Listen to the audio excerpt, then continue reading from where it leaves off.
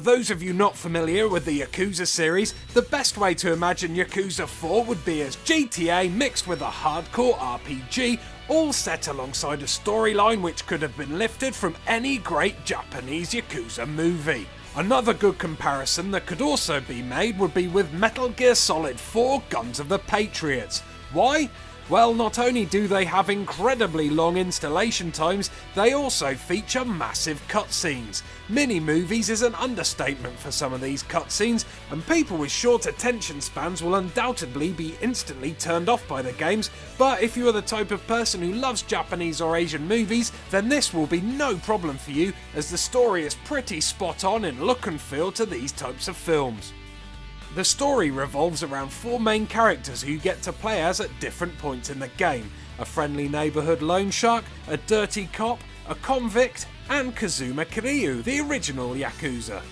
These 4 characters have different storylines which converge in the end, but all come complete with their own combat styles and personality traits to keep things interesting. The first character you get to grips with is Akiyama, also known as Mr. A by his tubby receptionist Hana. Tadaima. It's at this point that many people could potentially get turned off by the game, as it's full of subtitles and text which must be read to progress the storyline. Get past this point though, and you are thrown into the hustle and bustle of a busy, beautifully rendered Japanese street.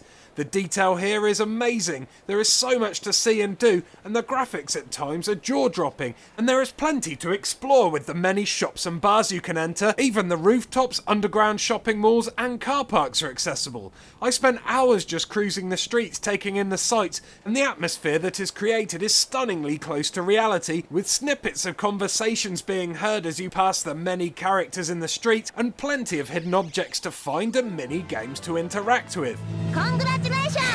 In amongst all this exploring are staple RPG elements such as random encounters and XP gathering. There are many things in Yakuza 4 which award you XP, and using this you can upgrade your characters in loads of ways, including beefing your guys up with extra combat moves and taunts which help you out in the aforementioned random encounters and set boss battles.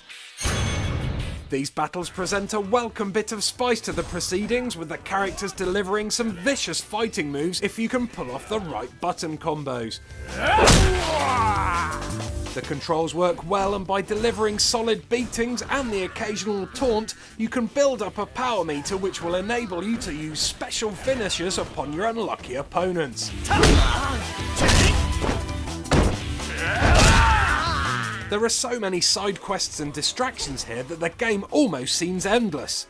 From finding locker keys strewn around the city which unlock bonuses, to buying food and trinkets from shops which you can also use to attract sexy hostesses for dates. Each extra layer of depth adds another level of believability to the game and its superbly seedy setting. Yakuza 4 will take a lot of hard work to get into, but once you do, you will reap the rewards thanks to the fantastic story and up to 90 hours worth of game time.